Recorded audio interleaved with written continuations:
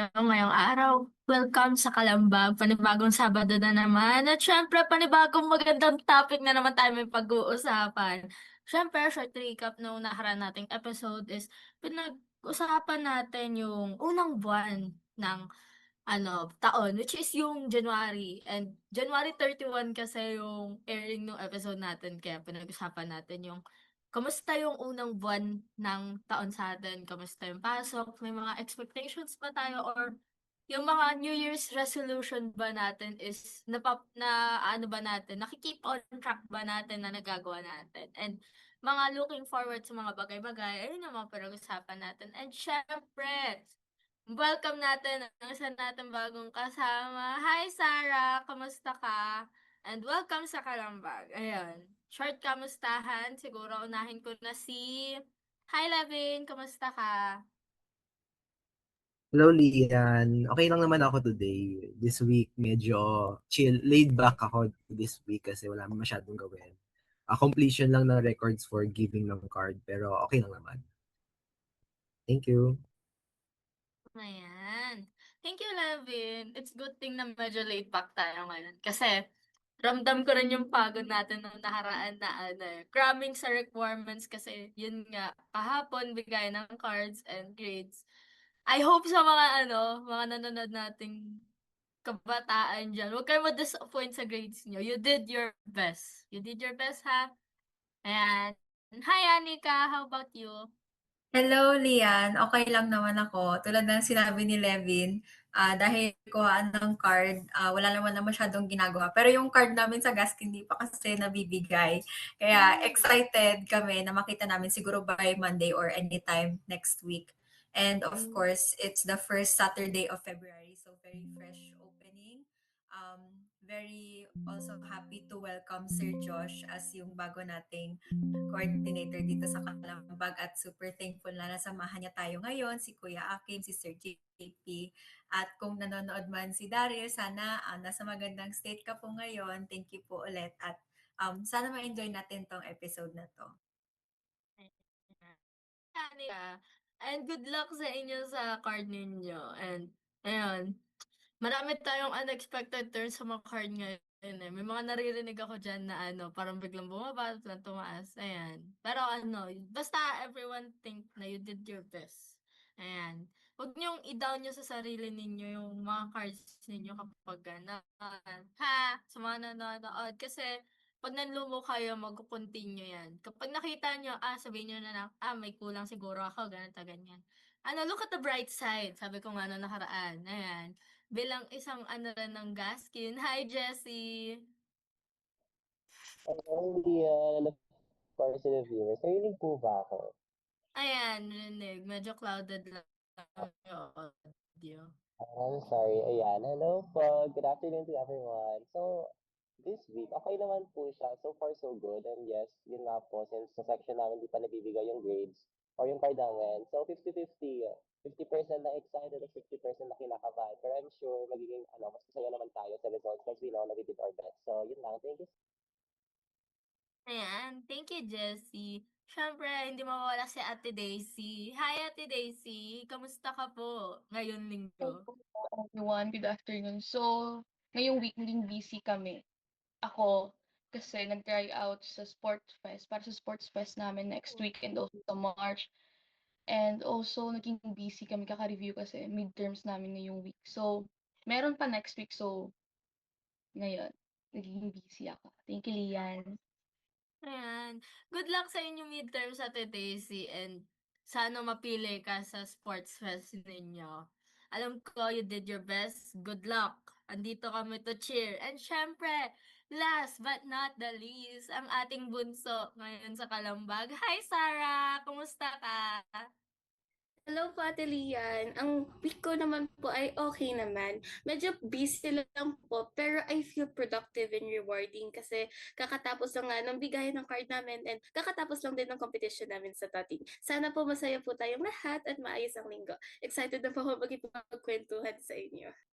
Ayan. Thank you, Sarah. And syempre, Kumusta kayo sa mga nanonood natin ngayon dyan? Sana okay ang linggo ninyo and grab your snacks and find a comfortable place para makinig sa ating chismisan o kwentuhan. Syempre, ibibigay ko na kay Leven bilang ating marami siyang topics para sa atin ngayong araw. Take it away, Levin. Okay, thank you, Lian. So, for this episode, alam niyo naman na based pa lang dun sa title namin, Sining sa Edukasyon, mga kwento ng kabataan. So, arts yung topic natin. Not in the deep definition way, pero more on kung paano talaga siya lumabas sa buhay natin sa school. Kasi usually, arts is there, pero parang hindi siya priority eh. So, gusto lang namin marinig yung totoong experience nyo, totoong experience namin, gusto namin ma-share sa inyo when it comes to arts. So, siguro wag na tayo magpalipas-lipas, dumiretso na agad tayo sa topic. Kasi kung iisipin natin, halos lahat naman na estudyante, lahat naman tayo, may at least isang arts-related na moment sa school. Whether gusto mo siya or hindi, napasali ka sa performance, gumawa ka ng poster para sa performance test mo sa isang subject, or pinanood mo lang yung ibang nagper-perform, gumagawa ng kung ano-anong bagay. So, simulan natin doon. Siguro yung matatanong ko sa inyo, ito. May memorable moment ba kayo sa school na may kinalaman sa arts? Ano yun and bakit yun yung tumatak sa inyo? So simulan na lang natin kay Anika. Ayun, thank you, Levin. Para sa akin, syempre yung pinaka-recent, yung toting na competition ni na Sarah at saka yung pinagsabay din na festival dance. Pero kasi kaming mga grade 11, hindi naman kami naging direct part nun. Pero super happy kami na makita yung mga achievements nyo as of recently. Tapos na witness din namin yung magaganda yung performances, which is a very beautiful form of art. Pero sa kami naman sa mga dating Einstein at Newton, Platinum, mga hawak ni Ma'am sa Robert Court. And feeling ko yun na yung pinakamalapit sa art never na ginawa ko kasi hindi naman ako mahilig sa arts talaga. So, yun, dahil concerned siya, part siya ng grade ko, doon ako nag-try na ma-immerse, i-dissolve yung sarili ko sa form ng arts na yun, which is painting. So, syempre, hindi naman sa buong section na yun, since tulong-tulong na kami sa isang wall na binigay ni Ma'am Sai sa amin, alam ko na hindi lahat equally makapag-contribute. Tapos si Kate, yung classmate namin dati, napansin ko na siya yung pinaka-creative, tapos nakapag-scope nung kung ano yung magiging pinaka-theme or concept nung i-drawing sa wall namin. Tapos, syempre nagulat ako kasi yung pathway niya ngayon, biochem. So sabi ko, sayang yung ano niya, yung passion niya, yung dreams niya na dahil sobrang galing niya sa arts. Bukod dun sa mural na activity, alam ko naman na magaling talaga siya sa arts kasi mahilig siyang mag-drawing. Pero sana hindi pumapasok sa isip niya na i-choose niya yung practicality niya over yung passion niya. Kasi nasasayangan talaga ako for her as someone who's not even an arts girl. So, alam kong mas magiging totga niya yun kapag hindi niya pinili yung um, nasa puso niya. Pero yun yung naging memorable para sa akin kasi kinakausap niya rin ako tungkol doon na parang nakaka-achieve daw siya ng flow state kapag nagpe-painting siya. Kaya parang yung time hindi nagma-matter. I think isang araw na ginawa namin yon. May mga late nang umuwi. Nag-set na yung sun. Pang umaga kami before. So, ayun, nakikita ko yung passion niya, dedication niya palang pagdating doon. Tapos, syempre yung nagfo-focus lang siya doon sa bristles ng brush niya, yung mga strokes niya. Dapat gusto niyang i-perfect lahat yon. Tapos, nung nag-take kami ng breaks, nagawa niya pang mag-discuss ng bagong concepts and sobrang creative niya talaga kasi tuloy-tuloy na nagfo-flow yung ideas niya. And syempre, mas naging bukas yung isip ko doon kasi hindi lahat tayo may iba't ibang types ng intelligences and kung saan tayo malakas. Hindi ko kalakasan yun, kaya sobrang na-amuse ako dun sa ginawa ni Kate at yung performance, yung husay na naipakita niya para sa section namin at i-represent kami as a whole.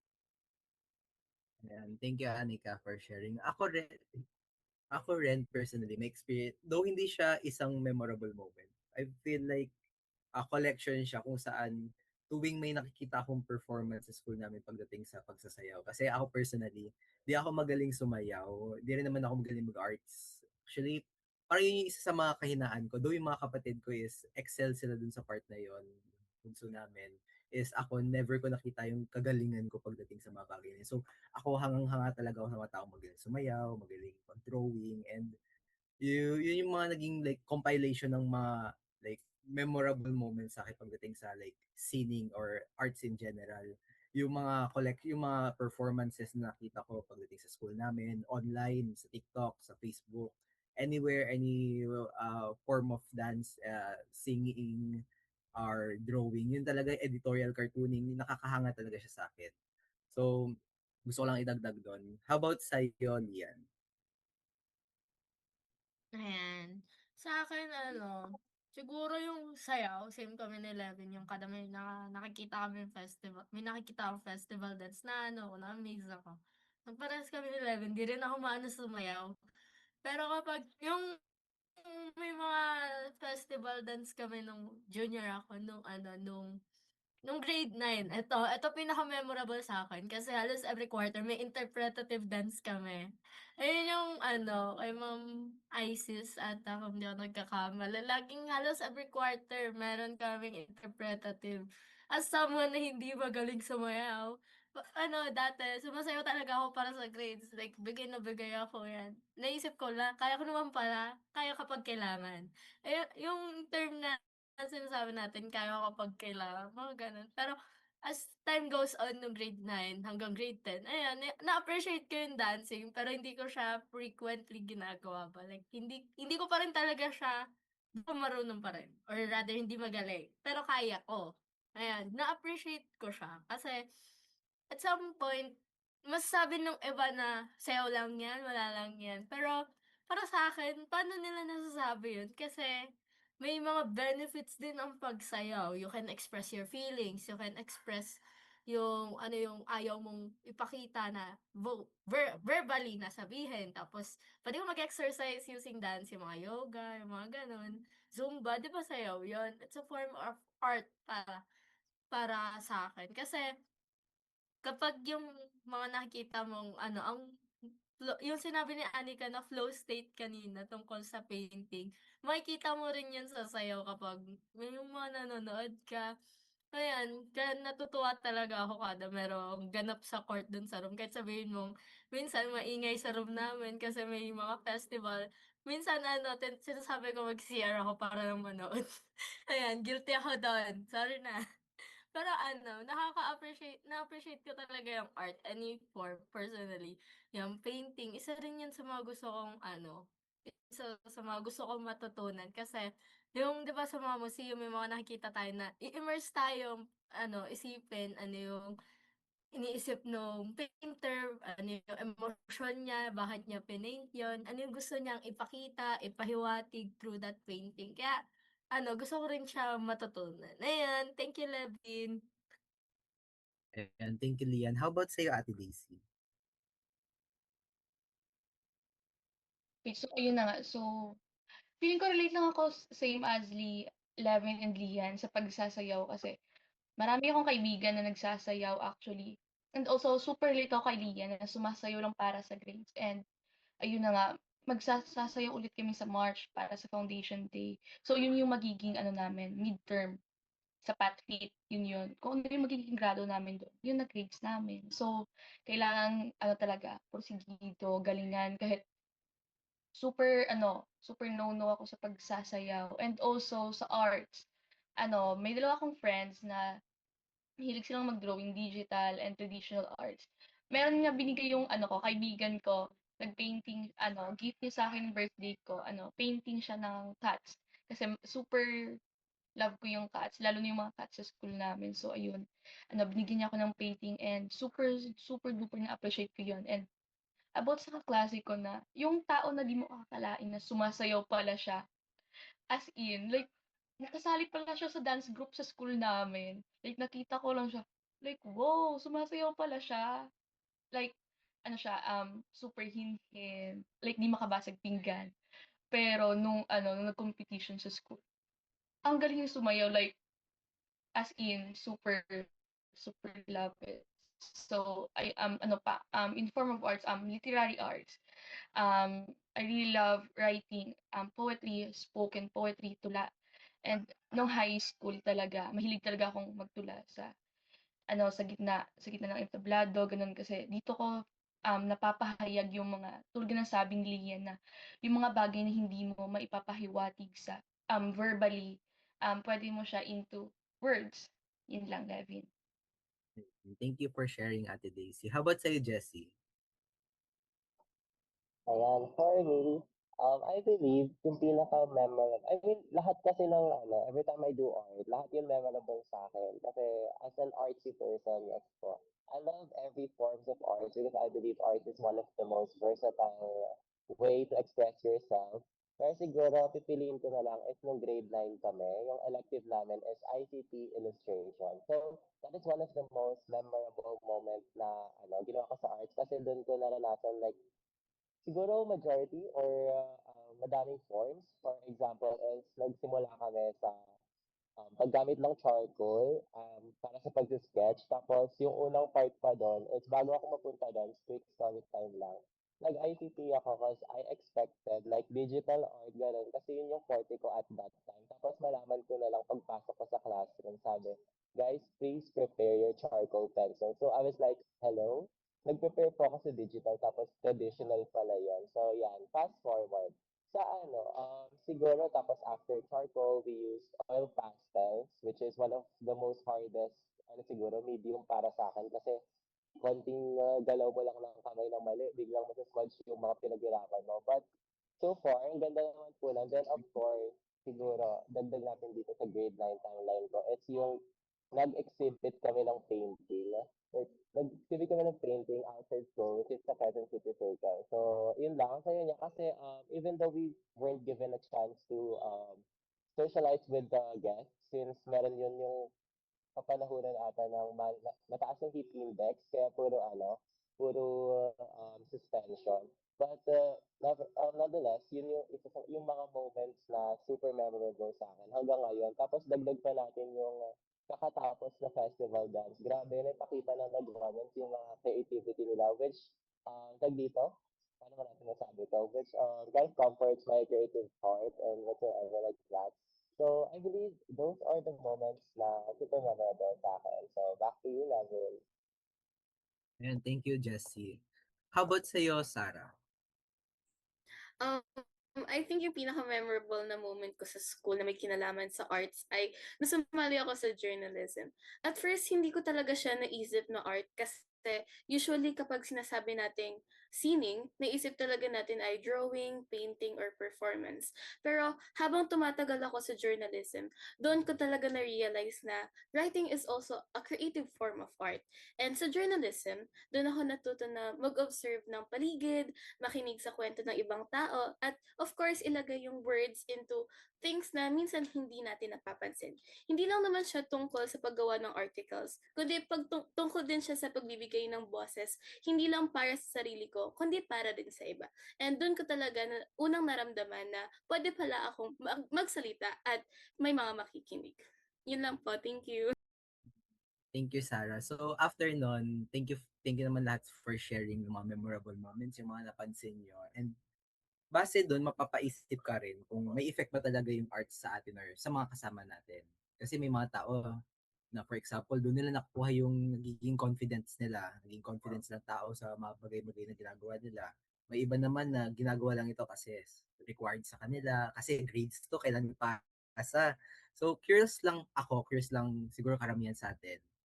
Sa experience nyo, ano yung naging role ng arts sa buhay nyo bilang estudyante? May natulong ba siya or wala? Ako muna mag-share kasi though hindi siya direct experience para sa akin, it's something na I've observed sa friend ko. Kasi just to give context, nung grade 8 ako, may isa akong friend kung saan pagdating sa like pagsasayaw, pipilitin mo pa siya para sumayaw eh. Hindi siya confident sa sarili niya sumayaw siya. Pero ever since nung lumipat siya, parang dahil sa TikTok, dahil sa TikTok nakita ko, lagi siyang sumasayaw. Eh dati, pinagtitripan ko pa nga na dati hindi pa namin mapilit siyang sumayaw, pero nung lumipat siya, biglang nagti-TikTok na siya, dami niya palaging kasama. And dahil dun sa pagti-TikTok niya, parang naging confident siya sa sarili niya, nag-improve yung dance skills niya, naging confident siya. Nakasali pa siya sa mga dance club sa school niya. So, parang yung arts talaga, it's a form of way kung saan pwede mo i-express yung sarili mo in a way na it makes you confident in what you're doing. So, nakakatuwa siya talaga siyang bagay if it's something na you're passionate about talaga, tulad ng friend ko, kung saan passionate talaga siya na gusto niya matuto magsayaw, gusto niya maging proficient sa gantong bagay, and so naging proficient siya. Natuto siya and naging part pa siya kung saan na-express na niya, napapakita niya sa maraming tao. So gusto ko lang i-share yung na-observe ko sa friend ko. Pero how about sa'yo, Jessie? Ayan. So, for me, ano ba nga ba ang naging papel ng art sa buhay ko? Siguro, I mean, katulad ng sinabi ko siguro kanina, art is a very versatile way to express yourself. So, siguro, yung pinaka-role niya para sa akin is expression. Parang kasi there are things you can say out loud, pero magagawa mo siya by doing art. In several ways, for example, is through painting. For example, kung may gusto tayong i-express na emotion, pwede tayo mag-paint with no limitations. Because as we all know, arts has no rules, so you can express yourself in any type of way. Kung paano man, pagsusulat man yan, pag-painting, or kahit gaano pa, kahit hindi symmetrical yung lines or yung drawings natin. So I believe, malaking favor siya for me because katulad na lang natin, katulad na sinabi siguro ni Levin na antag dito mo yung makukuha yung confidence mo. Kasi, sorry po. Ayan. Kasi sa arts, di ba, mapapakita natin yung personality natin without socializing with other people. They can just, nakikita na lang nila through the arts na na-express natin sarili nila. So, I believe that's all. Thank you, Robin. Thank you, Jessie, for sharing. How about sa'yo, Ate Daisy? So, ayun, as a student na palaging pagod sa academics, I always write. Kasi, so yun ang sabi ko kanina, na hindi lahat ng mga nararamdaman mo is nasasabi mo. So, verbally, if not verbally, then sa pagsusulat ko na ipapahayag lahat. And also, nagiging pahinga ko siya when, when life gets messy, hard, nagsusulat ako. Kasi, feeling ko, pag nagsusulat ako, nagiging okay lahat, nagiging magaan ang lahat, nagiging easy, yun. Yun lang lagi. Thank you, Ate Daisy. How about sa'yo, Lian?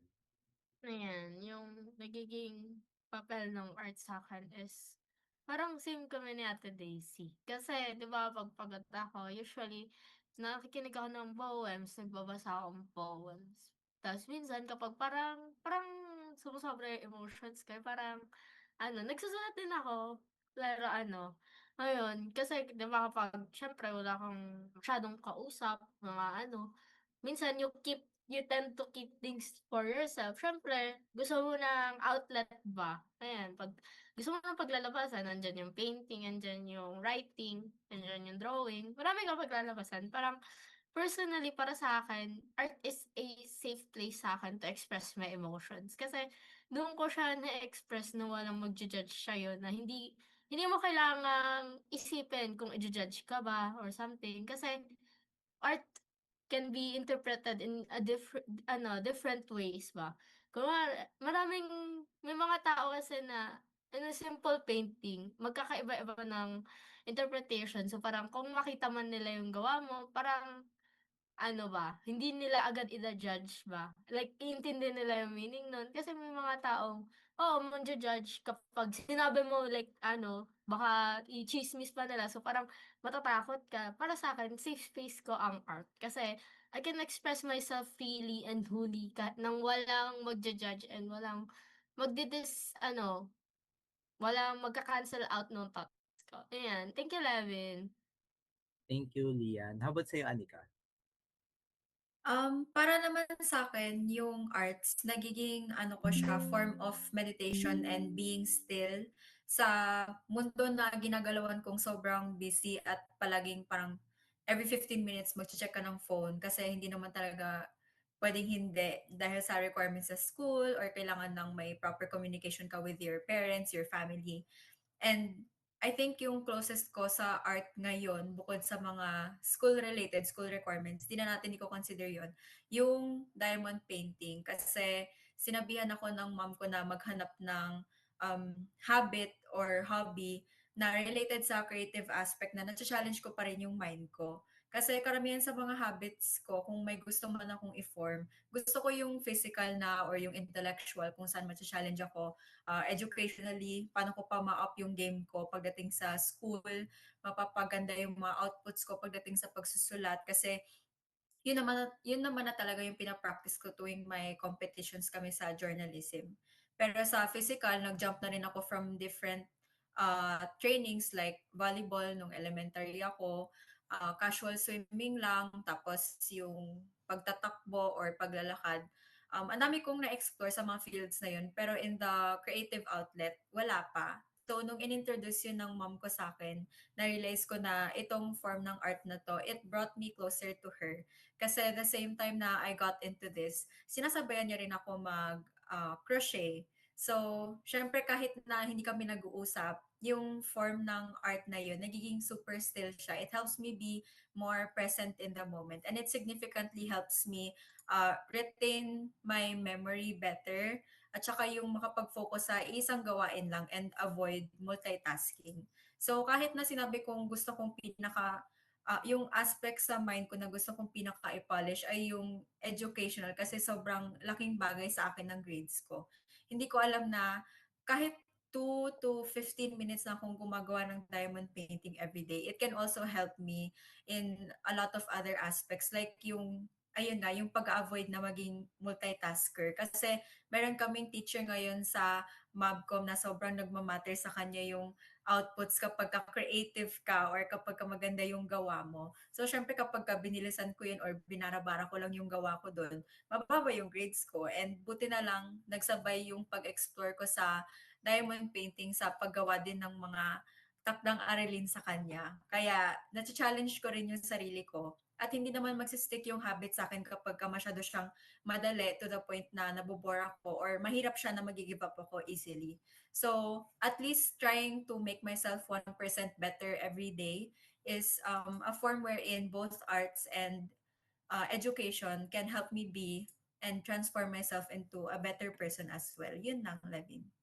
Ayan, thank you. Na-mention mo yung diamond painting, naalala ko lang kasi similar rin kami ng nanay ko. Actually, nanay ko unang naghihilig dun sa diamond painting and hanggang ngayon, ginagawa pa rin namin siya.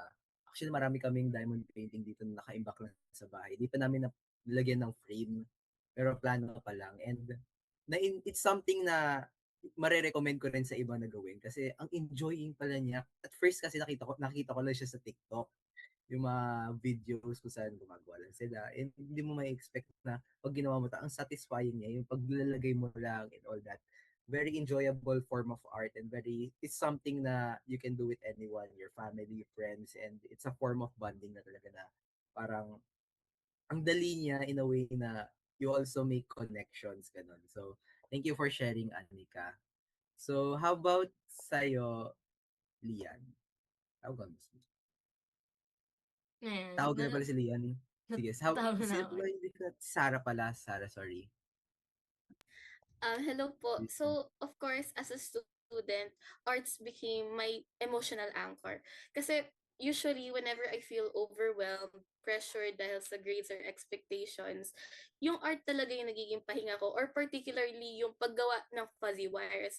So, kapag nakakaramdam ako na ang dami kong kailangang i-prove or patunayan, doon talaga ako humihinto at bumabalik ako sa creative expression or yung paggawa ng fuzzy wires. So, there are moments na hindi ko talaga ma-explain kung bakit ako pagod, frustrated, or overwhelmed. Kasi hindi naman lahat ng pinagdadaanan natin ay kaya nating sabihin ng diretsyo. Kaya doon pumapasok yung arts. It really helped me to understand myself better. Parang it gave me a way to release my emotions without having to explain everything. Kasi gagawa ka lang ng figurines eh. And through arts, mas natuto ako maging honest sa sarili ko. And I realized that may mas mahalaga pa or may halaga ako beyond my academic performance. Yun po. Thank you, Sarah. So, base naman dun sa mga sinabi niyo na hulaan ko, some arts help us, yun nga, yung mention mo, it's a form of parang stress relief na sa atin in a way na this brings us comfort. Sa iba, it's a form kung saan we can make things with others. It's something na we can do with other people, let's say family, friends.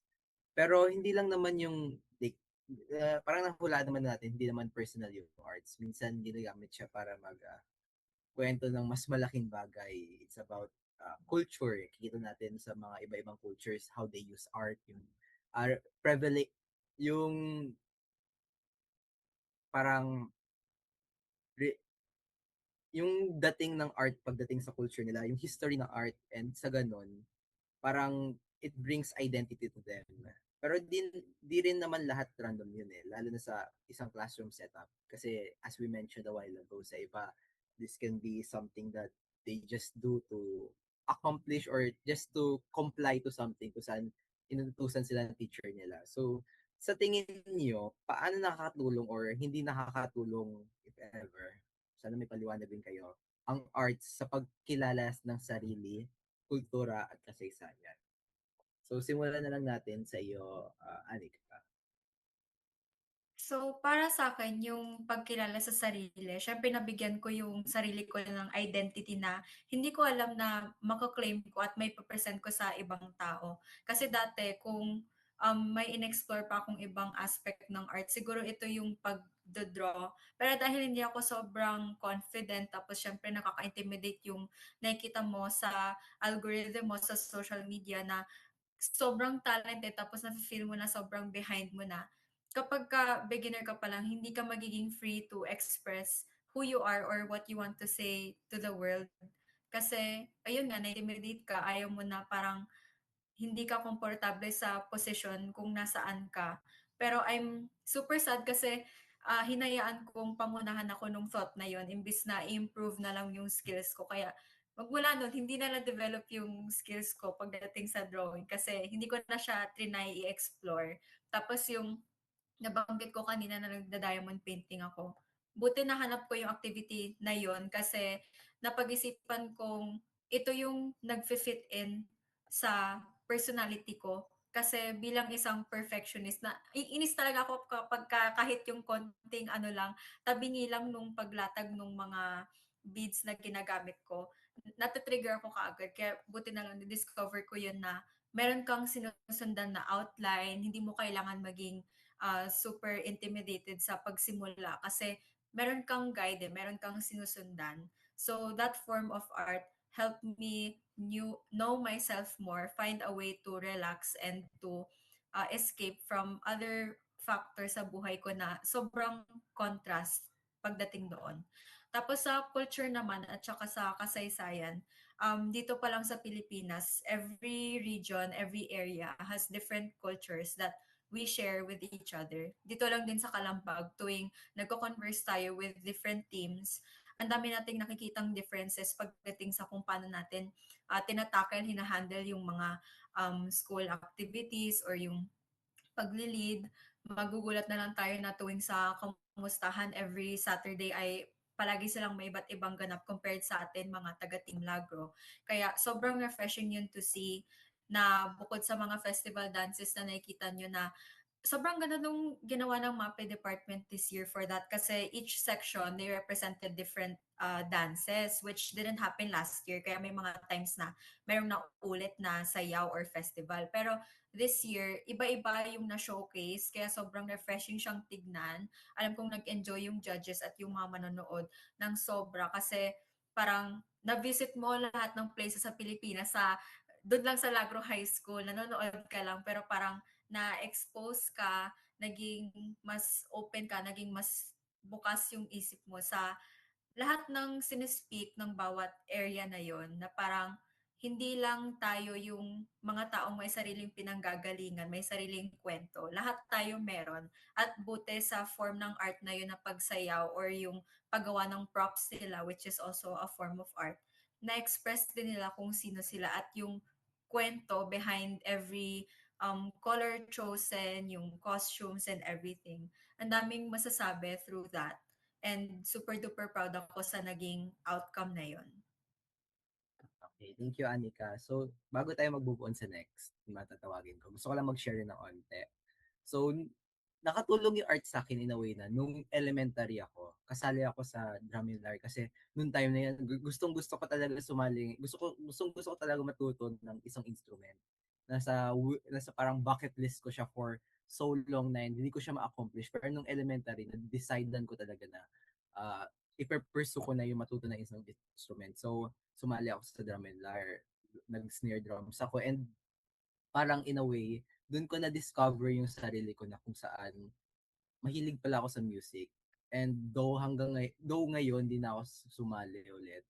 Naabutan ako ng pandemic no elementary. So, parang ilang months lang ako natuto mag-drums. Pero nung time na yon, grabe talaga yung dedication ko. Grabe talaga yung interest ko pagdating sa drums. Hanggang ngayon may interest pa rin ako.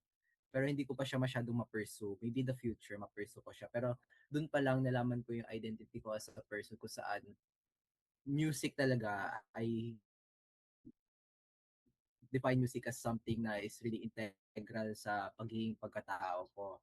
It's something na I listen to always, iba-ibang klaseng genre ina-explore ko, iba-ibang klaseng kanta. And doon, parang grabe talaga nag-impact sa akin ng arts, ng music in general. And siguro, maano ko na rin, cooking, I classify it as a form of art kung saan like, you're making something you're making something kung saan it parang it brings out the creativity in you. Ako kasi hindi ako marunong magluto sa totoo lang, pero it's something na I've been trying to learn. Yung dati magluluto lang ng itlog, natututong ko pa, pero ngayon marunong na ako magluto ng scrambled, sunny side up, scrambled na may magulay, scrambled na may cheese. So parang na-explore ko yung pagiging creative ko sa pag like experimentan ko paano naglalagay ako ng cheese, naglalagay ako ng kahit anong seasoning, chili powder, ganon. Gusto ko kasi maanghang eh. So, it's a form of art rin kung saan na-discover ko rin yung sarili ko kung saan gusto ko talagang matuto magluto. So, gusto ko lang i-add yun. Moving on naman, how about sa'yo, Ate Daisy? So, sa experience ko naman, super malaki yung tulong ng art sa pagkilala ko sa sarili ko at sa ano na rin, sa kasaysayan kasi laging connected ang sining sa kung ano yung nangyayari sa paligid natin. So, in forms of arts, dun ko natutunan na marunong pala ako magsuot ng ganito, gumawa ng mga ganito. Like, mahilig kasi akong gumawa ng sa tinribbon na flower. And also, like Sarah, yung sa fuzzy wires, mahilig akong gumawa ng mga ganon and also gumawa ng mga bracelets gamit beads. Mahilig ako sa ganon. Tapos binibigay ko sa friends ko and also paper flowers. Ganon, mahilig ako mag-DIY, mag-craft pag may free time ako. So, mas nakilala ko yung sarili ko doon kasi nalaman ko na magaling pala ako sa ganito, marunong pala ako maganyan. And dito ko na ilalabas yung totoo kong feelings ko at mas nagiging clear kung sino at ano talaga ako. Parang mas siya, parang safe space siya para ma-express yung feelings mo without judgment. At sa bawat tulang sinusulat ko, mas naiintindihan ko yung past, mas nare-reflect ko yung present. At mas nakakapagtanong ako tungkol sa future kasi curious akong tao eh. Kaya 'pag nagsusulat ako, palagi kong iniisip kung ano yung susunod kong isusulat, kung tama ba 'tong sinulat ko, ganito ba or ganyan ba. And pagdating naman sa culture and history, mas nagiging relatable at buhay yung lessons dahil sa music, arts, and also sa stories, dancing. Kaya mas nagiging proud ako sa pinanggalingan ko. Mas nagiging proud ako dahil Pilipino ako at mas naiintindihan ko kung sino at ano ako bilang Pilipino. Yun lang, Levin. Thank you, Ate Daisy. How about sa'yo, si Sarah? Share ko lang kung ano nangyari sa akin nung LM. Kasi nung LM, sinabak ako sa competition ng pottery making. And I think that was like 4 or 5 years ago. And until now, nandun pa rin talaga siya naka-display dun sa pinaka like arc ng opening ng gate namin. And actually, parang siya naging memory. Parang nilalabas talaga kung sino ka doon and parang nakikita rin natin na nagpapaalala ito sa kultura mo or kung anong naging past mo and talaga nagbigay ito ng symbolism sa atin. Yun lang po. Thank you, Sarah. Pottery. Grabe, it's something also na interested din ako. Pero kasi wala akong mahanap na, para tawag doon yung mga lugar kung saan like pwede kang turuan mag-pottery dito sa lugar sa QC. So never ko talaga na-explore yun. Pero it's something na nasa bucket list ko rin. So thank you for sharing, Sarah. How about sa'yo, Jessie? Hello. So, ayun, for me siguro, I believe since kanina nga, di ba, art is very versatile kasi wala tong rules. Naniniwala ko na natutulungan ng art na kilalanin ng mga tao, cultures, and of course, yung mga sarili nila. Kasi, di ba, since wala tong rules, we can express ourselves freely without thinking about people judging us. So, ayun. So, sa kultura, alam naman natin na katulad sinabi ni Ali na kanina, each and every region or place in the Philippines, na iba't iba tayong traditions, culture, and stuff. For example, na lang yung festivals natin, kada anong lugar, meron tayong iba-ibang festivals. Feeling ko, ilan na ba yung festivals natin? Mabot ko siguro ng 100 yung dami. And they are very colorful and in a way na naipapakita pa rin yung culture and yung history. For example, na siguro isa sa Sinulog. Uh, like dito, natulungan niyang i-express kung ano nga ba yung story ng Cebu in a way na parang sapat ko na siguro yung festival dance ng grade 9 itong yung isang araw ata yun. Binakita doon yung influence ng Spaniards sa pagbigay ng Catholic, Roman Catholic, yung sa Santo Niño, yung paglipat from the Spaniards to the Festival Queen. Tapos parang in that way, mas naipakita or mas nai-embed sa culture nila, sa pagkatao nila yon. And another thing is siguro, dito kasi sa art, meron tayong iba't ibang styles. For example, yun nga sa art styles. Sample lang natin sa mga paintings. May mga paintings na hindi natin maintindihan kasi iba yung style na mag-paint. Pero katulad ng sinabi niya, may iba't iba tayong interpretation. So, in that way, na-express natin yung sarili natin with freedom. And I think that's all. Thank you po. Thank you, Jessie. Sige. Lastly, how about si Lian? Ayan. Siguro combine ko na lang din yung tatlo na paano nakilala yung sarili, kultura, then kasaysayan. And, ayun, yung sa sarili ko, ako yung type na bata nun na kahit saan dinadala ng magulang. Like, laging gala ba? Ayun yung term ng karamihan. Laging gala kami nung bata ako. Ayan, nadadala kami sa mga museum, sa art museum, sa National Museum. Dun ko na yun yung yun yung pinaka-museum na dun ko na-appreciate yung history. Like, ang dami ko nakikita na, wow, may ganito pala, wow, na-preserve nila to. Yung alam mo yung, excitement ko nung bata na, wow, may ganito pala. Yung mga ganun. Kaya dun ko, tsaka, yung bawat, dun sa National Museum is maraming, may mga history siya, may culture siyang nire-represent, anthropology, yung maraming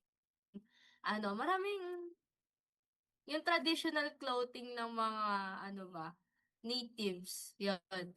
Yun, madami dun. Tas may mga, yung alam niyo yung sagwan? May nakita akong sagwan dun sa may kaya tuwang-tuwa ako nun. Dun ko na-appreciate yung history lalo na, yung nandito na siya ngayon, dati ginagamit siya ng mga katutubonon. Like, wow, na-immerse ba ako? Dun ko na yung sarili ko na, mahilig pala ako sa history and yun, yung arts, yung mga, alam niyo yung manunggol jar ba tawag? Oo, yung manunggol jar.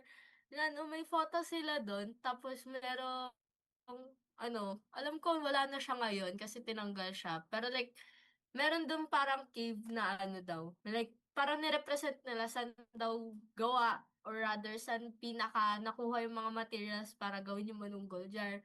So parang sabi ko, wow, yung nakita mo lang na cave lang siya na normal, pero nung binasa ko yung description sa tabi, may tablet thingy doon kasi sa gilid na doon yung description. Tapos ganun daw yung itsura ng pinagkuhanan ng parang material sa Manunggal. Sabi ko, wow, ganun na, doon ako na-immerse sa arts. Then parang, kasi 'di ba, curious ka kapag nakita mo ano yung art, siyempre babasahin mo yung nandun sa info tabs nila na, galing history 'to, yung ganito, ganyan. May connection sa history, ayun. Isa rin yung siguro na masasabi ko sa kasaysayan is yung Fort Santiago. Kasi may mga dun, may mga antique siya dun, may mga antique items dun na makikita ka. Kapag pumasok ka dun sa mismong Fort Santiago, yung alam ko sa may underground, ewan ko kung nakapasok na kayo, merong mga dun, yung daw, bawal daw hawakan kasi naka-preserve na pero pwede makita. Yung mga ganong areas dun sa ilalim ng Fort Santiago, sabi ko, wow, nung na-amaze ako. Pero every time na pumupunta pa rin kami dun, nandun pa rin yung excitement ko sa arts na history natin is nandun pa rin naka-preserve and makikita siya ng mga generation natin, which is parang iniisip ko kasi 'di ba, due to some natural occurrences na parang mga bagyo, ganito, ganyan.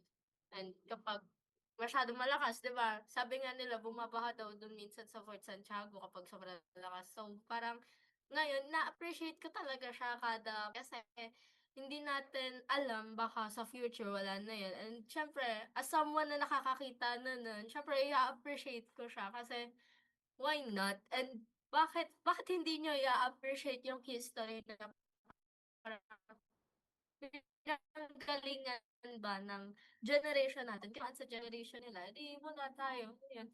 I'm someone who appreciates history na, so, masasabi ng iba na, unexpected or surreal ba na, like, weird, ewan ko sa iba, weird kung paano ko daw i-appreciate yung art na, yung parang something lang may, maano ko siya as art kasi may parang meaning ganito daw. Pero, for me, it's something na I would say unique na it makes me unique for me kasi I think I look at things as art. Kasi kahit saan mo naman tingnan is may art. Everywhere you turn around, may art sa nature, sa bahay nyo, sa school, maraming types of art siya. Kaya, ayun, thank you, Len. Thank you, Dian, for sharing. Sige. Gusto ko lang idagdag na now that you mentioned yun, yung mga museum, mga art doon. Ako personally, hindi ko alam na ang dami palang mga museum dito sa, not just Pilipinas, dito rin sa QC. Specifically dito sa QC. Ako kasi di ako masyadong, dahil ang dami palang mga bagong tayong art. Katulad ng Tandang Sora Women's Museum. I know medyo matagal na yung monument doon, pero ngayon ko lang siya na-discover and ang dami talaga dong art, hindi lang patungkol kay Tandang Sora pero about the women's movement talaga, women empowerment movements. So parang ang pag hindi mo talaga explore, hindi mo siya ma-appreciate din kung hindi mo siya makita. And tulad ng bahay modernismo dun sa may circle, yung dun talaga ako nahanga kasi it's a one-on-one parang replica.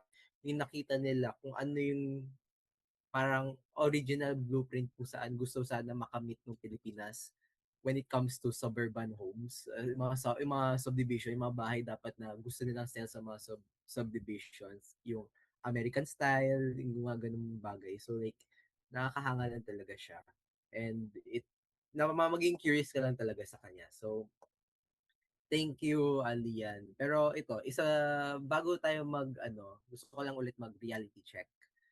Sa school kasi malinaw kung aling subjects yung binibigyan ng oras, yung binibigyan ng effort, or yung may pressure. At malinaw din kung alin yung parang bonus lang, parang mag-gets yun na. Pero based sa experience nyo, kung ikukumpara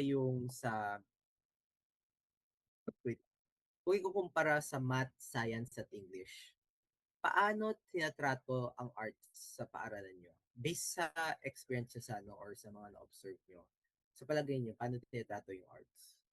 Simulan ko kay Sarah. Hello po. Siyempre, I'm part of a school na may special program for arts and masasabi ko talaga na iba yung trato sa arts dito kumpara sa ibang paaralan. Kasi usually, mas pinaprioritize natin yung math, science, or English dahil sila yung core subjects na basihan ng grade at exams natin.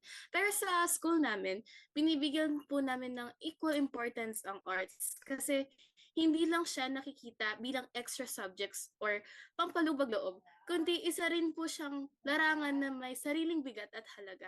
Of course, may mga dedicated time, teachers, and activities po para ma-develop yung talents nila and also yung talents namin. And pantay din naman po yung respeto ng magaling sa arts at mga magagaling sa academics.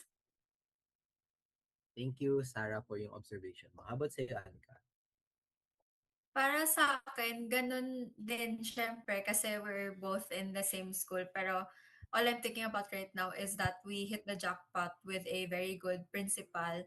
Kasi I think sa kanya lang nag-bloom yung SPA and yung pagbibigay attention sa mga students na major ang arts para maging creative form of expression nila yon para i-represent yung school natin. And in fairness, marami tayong naiuuwing mga awards para sa mga ganong aspects. And although sa school natin, ganon yung scenario, it's not the same for everyone.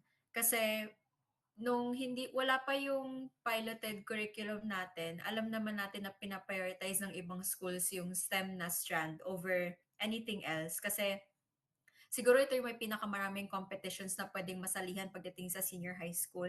Nakikita ko naman kung gaano ka-busy yung mga STEM students natin magmula nung they entered 11th grade.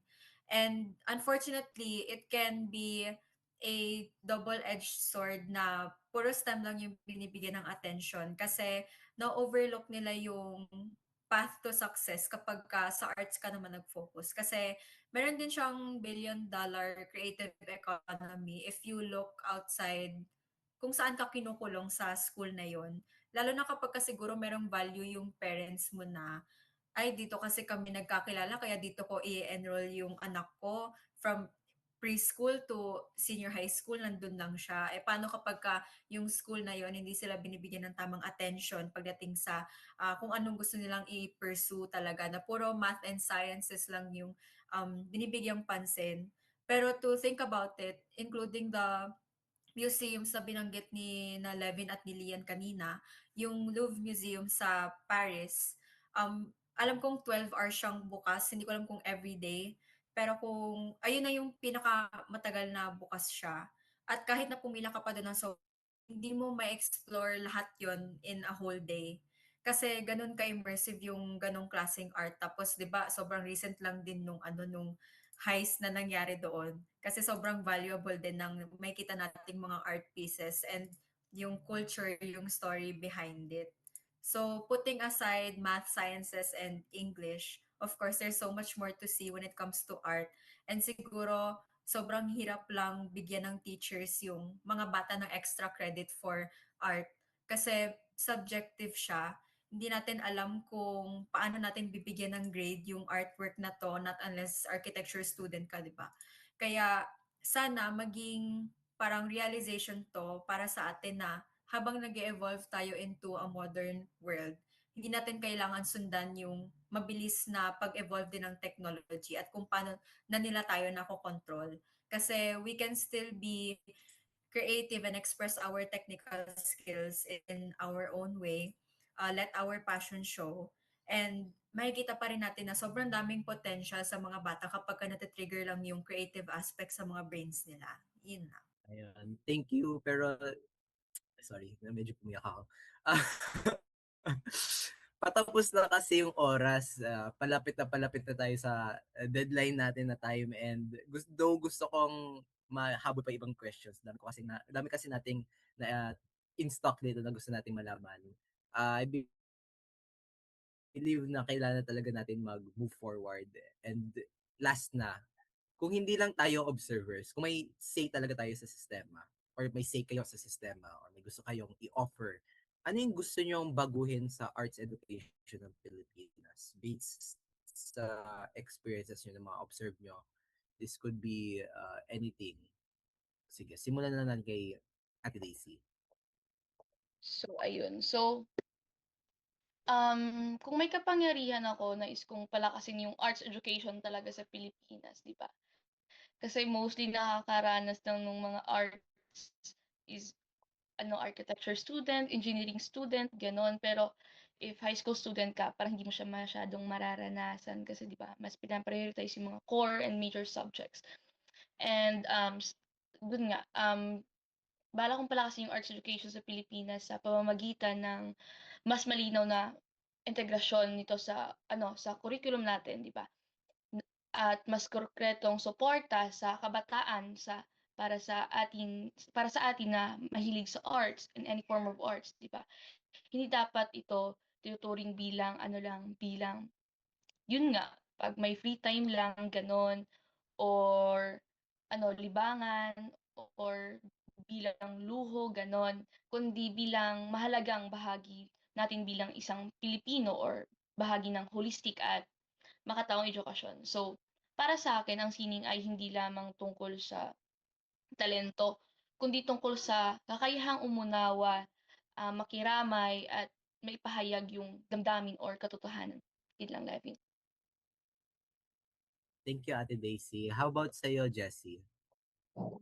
For me, if meron po akong kapangyarihan na ano nga ba ang magagawin ko or idalhin natin. Of course, since yung arts, siguro sabihin lang natin, di ba nakakasama natin sa Lagro, we're very lucky to have a principal na very supportive sa arts and all of the aspects ng mga contest and stuff. Pero sa iba po kasi, ibang schools, of course, is pina-prioritize pa rin yung core subjects which is science, math, and English. Yan.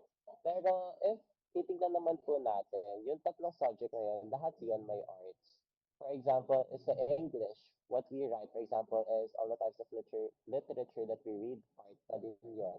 Yung sa science, yung paggawa natin ng simpleng diorama or yung sa structure pa lang ng mga, sabihin na lang natin, structure or like sa may system natin, arts pa rin yun. Tapos pati sa math, syempre, equations, yung mga sinasolve natin equation, meron pa rin art yun. Kahit sabihin man natin, masakit siya sa ulo.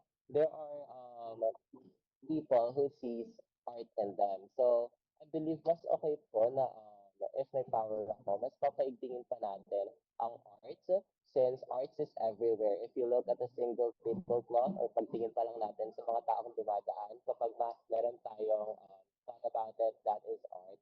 So, siguro sa pagbigay ng pondo, suporta, and of course, for opportunities, since in this way, mas ipito po natin ang creativity natin dito. So, I believe that's all. Thank you po. Thank you, Jessie. So, siguro dun ka natatapusin yung question and answer na mga kwentuhan natin for today. So, simple lang yung questions pero sana dun sa mga kwento na may experiences, observations, and reflections is may makuha kayong viewers na aral or information kung saan madadala niyo siya. So, once again, this was Levin Condet and ipasa ko na yung mikropono or yung mic sa susunod na magsasalita para sa synthesis ng buong episode natin bago tayo magtapos. So, Lian, may you take stage. Ayan, yan. Di ba napakinggan niya yung mga kwentuhan? Ang topic naman ngayong araw is tungkol sa arts and observation namin sa arts. Huwag nating kalimutan na ang arts ay isang mahalagang medium para sa atin na i-express ang ating mga salukben, feelings, emotion, and creativeness.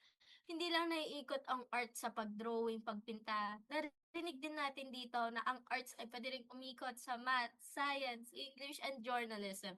Kaya wag nating kalimutan na ang arts ay nasa paligid natin and dapat hindi natin nine-neglect as extra. Kasi at someday, malay nyo, yun yung maging katulong sa inyo sa pag-unlad ninyo sa Yan, wag nyo din i-ano siya na as practicality over passion. Lagi ninyo rin pakinggan ang puso ninyo. Wag nyo lang laging isipin na practicality sa mga gagawin natin. Na wag nating isipin na laging lamang ang math at science sa arts. Kasi at some point, they are standing at the same stage dahil magkakaiba tayo ng level of smarts din. Maybe have different intelligence. Kaya huwag ninyong kalimutan na bigyan pa rin natin ng pansin ang arts. Ayan. Para sa ating mga announcements, Jessie, hi! Ayan, hello, hello, hello. So, ayun mga nga, ito sa to end our conversation na. Pero of course, meron tayong mahalagang mga announcement. So, ayan, Kalambag every Saturday, 1 to 2 p.m. Of course, sa aming YouTube and FB page. And of course, inclusion and visioning an inclusive society or inclusion now na every Wednesday, 3 to 4 p.m. And of course, later na po to, Senior City, an adult learning and education with a focus on the framework of lifelong learning. Mamayang 7 to 8 p.m. na every Saturday. So, I believe that concludes it. I'm gonna give the mic again to our moderator. Hello, Leslie.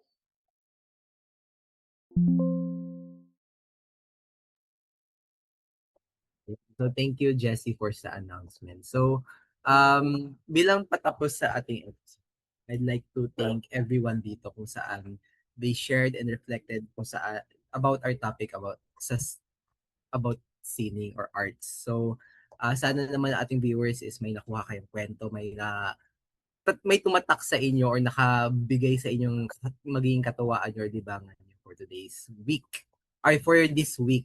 So this has been Kalampag at Amok ng Kabataan. Bye!